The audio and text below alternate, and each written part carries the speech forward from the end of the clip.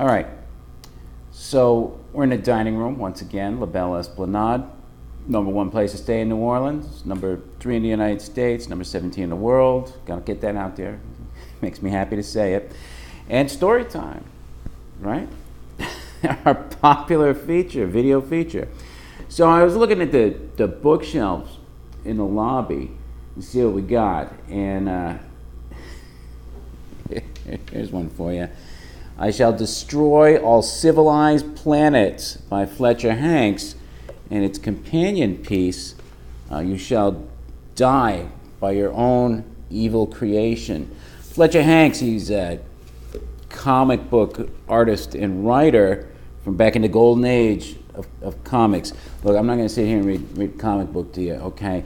But instead, I've got the handy League of Regrettable Superheroes handbook here. So I'm going to read that. I'm going to read the entry about Stardust, the super wizard, who is the greatest creation of Fletcher Hanks. Much forgotten today, but it's actually pretty good books if you have a high tolerance for nonsense. So anyhow, Stardust, the super wizard. This book here is written by some guy named John Morris. Never heard of him.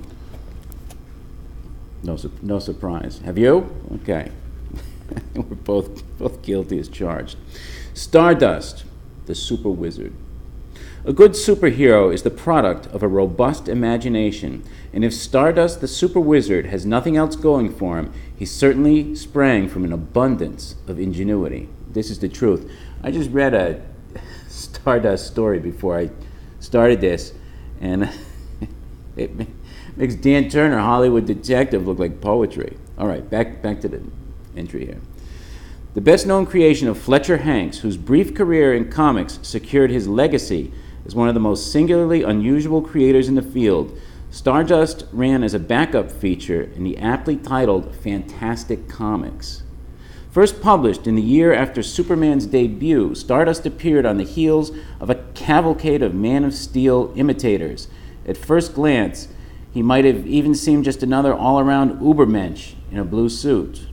But even a cursory glance at the average Stardust story, although it's a stretch to call any Stardust story average, quickly reveals the differences between the super wizard and all the other super Johnny-come-latelys. Like Hanks's famous creation, Phantoma, which we're not going to read about, Stardust was omnipotent and seemed to delight in crafting bizarre, even surreal punishments to foil his enemies. Here we go. Now it's going to get interesting. I promise. The closest thing to a Stardust origin story occurs in his first appearance, when criminal and spy organizations operating within the United States listened to an ominous news broadcast announcing the super wizard's imminent arrival on Earth. Besides warning of a merciless cleanup of spies and grade-A racketeers, the program fills in the reader on Stardust's bona fides in advance of his arrival. His scientific use of rays has made him a master of space and planetary forces, begins the report. The gas of a certain star made him immune to heat or cold. The announcer next describes how it's a story about a story. Huh? What a thrill. Well, you asked for it. Here we go. We're only 3 minutes and 50 seconds in. Don't worry, it's not long. You know how I like them short. The announcer next describes how Stardust creates artificial lungs that enable him to breathe safely under any condition. He uses new spectral rays that can make him invisible or as bright as the sun. He wears a flexible star metal skin controlled through rays of a distant sun and rendering him indestructible. An intriguing combination of colorful descriptions and outright nonsense, this list is only the tip of the iceberg. Finally landing on Earth, the towering Stardust manipulates a sheet of falling missiles, hangs crooks motionless in midair, and summons the bones of the dead to leer at their killers. It makes you want to read it. And that's only the beginning. Battling such gory characters as the Emerald Men of Asperus, the crooks Rip the Blood and Wolfeye, and the planet-murdering Mad Giant, Stardust rarely revisits the same punishment twice. He condemns a gang of thieves to a planet of gold and diamonds on the cusp of a black night that will last for centuries. turns fifth columnists into ice or rats, and causes crooks to hover in the air so that he can fly into them at a speed sufficient to turn them to ash.